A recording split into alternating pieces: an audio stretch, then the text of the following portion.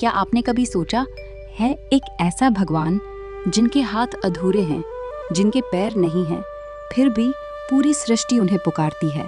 जगन्नाथ, जग के नाथ, जिनके अधूरे रूप में ही सारी पूर्णता समाई है, जिनके बिना हमारा जीवन अधूरा लगता है।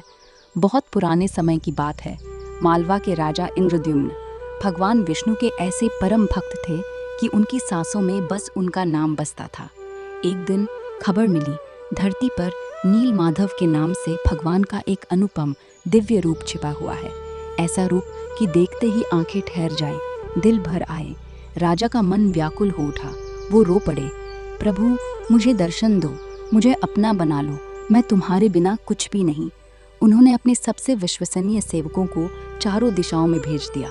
महीनों की खोज, थकान, उम्मीद और आखिरकार खबर आई, एक घने अंधेरे जंगल में वो दिव्य रूप छिपा है। राजा दौड़े, दिल धड़कते हुए, लेकिन जब पहुंचे तो वहां सिर्फ खालीपन। वो दिव्य मूर्ति अदृश्य हो चुकी थी। राजा का दिल टूट गया, आंखों से आंसू बहने लगे, सीना फटने लगा।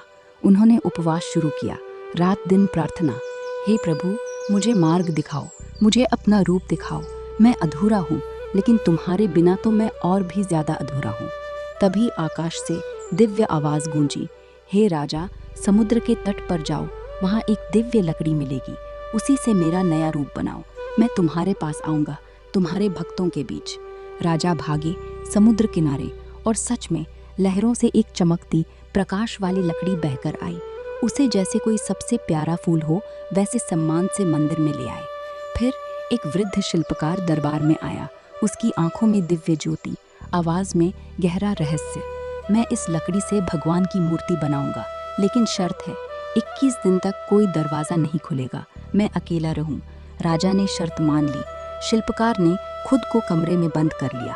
दिन बीतते गए, अंदर से कोई आवाज नहीं, न हथौड़े की ठक-ठक, न कोई गूंज, बस गहरा सन्नाटा। 15वें दिन रानी का दिल डूबने लगा। कहीं वो शिल्पकार, कहीं प्रभु को कुछ हो गया तो। उनकी आंखें भर आईं, सीना सिसकने लगा। उन्होंने राजा से विनती की, बस एक झलक, दरवाज़ा खोल दो। राजा ने मना किया, लेकिन रानी की व्याकुलता देख आखिरकार दरवाज़ा खुल गया, और जो नज़ारा सामने आया वो देखकर सबकी सांसें थम गई। अंदर 3 दिव्य मूर्तियाँ, जगन्नाथ, बलभद्र और सुभद्रा, लेकिन अधूरी। हाथ नहीं बने, पैर नहीं बने, वो वृद्ध शिल्पकार कहीं नहीं। राजा घुटनों पर बैठ गए, उनके सीने से सिसकियाँ निकलने लगे। हे प्रभु, मैं रे भूल, मैंने तुम्हारा रूप अधूरा कर दिया, मुझे माफ़ कर दो, मैं मर जाऊंगा। तभी फिर आकाशवाणी हुई, हे राजा रो मत, यही मेरा इच्छित रूप है। मैं पूर्णता का मापदंड नहीं रखता, मैं भक्तों के प्रेम से पूर्ण होता हूँ।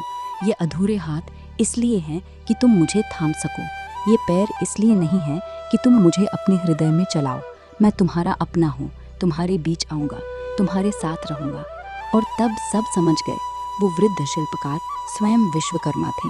इस तरह पुरी में भगवान जगन्नाथ, बलभद्र और सुभद्रा का दिव्य स्वरूप स्थापित हुआ। हर साल रथ यात्रा में लाखों भक्त उनके रथ को खींचते हैं। भगवान अपने विशाल मंदिर से बाहर निकलते हैं और भक्तों के बीच आ जाते हैं, जैसे कोई राजा नहीं बल्कि परिवार का सबसे छोटा सदस्य, जैसे कोई दोस्त जो कहता है मैं अधूरा हूँ, तुम पूरे कर दो। जगन्नाथ का अर्थ है जगत का स्वामी, लेकिन उनकी असली पहचान है भक्तों का अपना भगवान। शायद इसलिए उनके हाथ अधूरे हैं, क्योंकि वे चाहते हैं कि हम उनका हाथ थामें।